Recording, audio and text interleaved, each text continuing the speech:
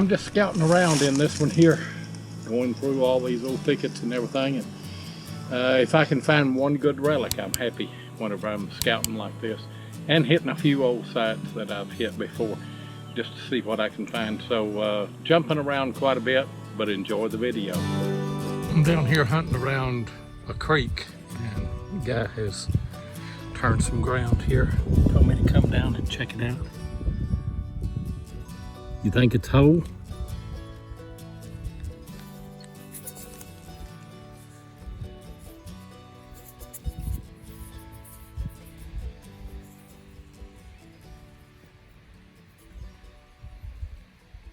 Part of a Mississippian point, I believe.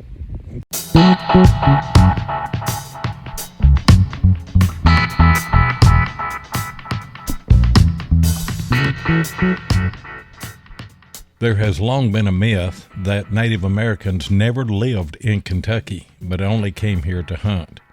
This myth was due largely to land speculators who promoted Kentucky as an empty country to improve land sales. Native Americans have lived in Kentucky for more than 14,000 years. In fact, the first Native Americans to call Kentucky home were the Paleo Indians, who moved into the region around 12,000 BC. But where did the word Kentucky originate? Most historians reject that it is the Native American word for dark and bloody ground. George Rogers Clark, an American land surveyor and military officer during the American Revolutionary War, said Kentucky came from a Native American word meaning river of blood. Historians reject this as well and say that it comes from a Mohawk word, Kentucky, meaning meadow. However, Kentucky has been a bloody ground. Native American tribes fought over the land for thousands of years. And then the Native Americans found a new foe when the early white settlers began to move and settle into Kentucky. Later, the British enlisted the help of the Native Americans to fight the Patriots in the American Revolutionary War and the War of 1812. So where did the idea that Kentucky means dark and bloody ground originate? Well, it actually came from a Native American chief describing the territory that would briefly become the Transylvania colony and eventually the Commonwealth of Kentucky. Stephen A. Channing, in his book, Kentucky, A Bicentennial History, says, when representatives of the Transylvania Land Company signed the Treaty of Sycamore Shoals in 1775, where the Indians sold much of what today is Kentucky to land speculator Richard Henderson of North Carolina, Chief Dragging Canoe of the Cherokee said, they have secured a dark and bloody ground. So now you know where the phrase originated. Been pretty slow going today, and it's starting to get cold because the sun's getting behind the trees. But I've got an old lock right there. I don't know if I got enough light to focus in on it or not. There we go. Don't know what age that would be, but I'll take it. Using my AT Pro with a 5x8 coil on it, come back to an old Colonial site. In fact, this is the first Colonial site that I ever worked. Found my first flat button here a few years ago. I think my first. Anyway, I can hear this one and pulled it out. I've already brushed it off. It's a little bitty cuff button, still got the shank on it that is bent over. Man, I love those.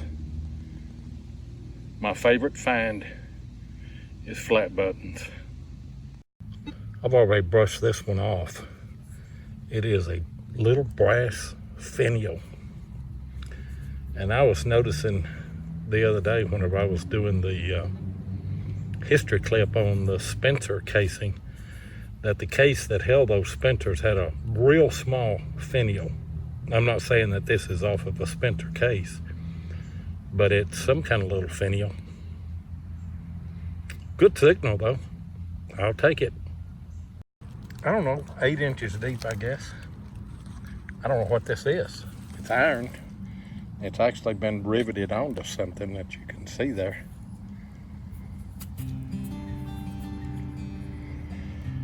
Don't know. I've never seen one of those. I'm on the picket post again, and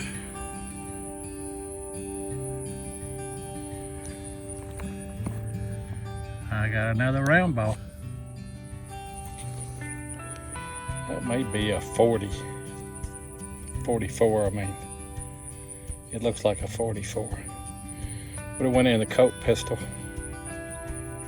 I will take these all day long, simply because they are a relic from the American Civil War. Not as glamorous as some, but still a good find. Gonna come a day when you can't find these. Little 36 caliber round ball. That one there didn't sound as good as some of them, wasn't as smooth. But it is a 36 caliber round ball from the American Civil War.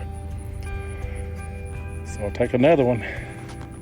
Hey guys, I say it every time, but be sure and check out me and Tennessee Jeff and Half Redneck Mark Hoover every Thursday night at 8 o'clock Eastern. We're on Spreaker.com. It's called Relics Radio. Always have a good guest and always have a good time. I will see you next Tuesday.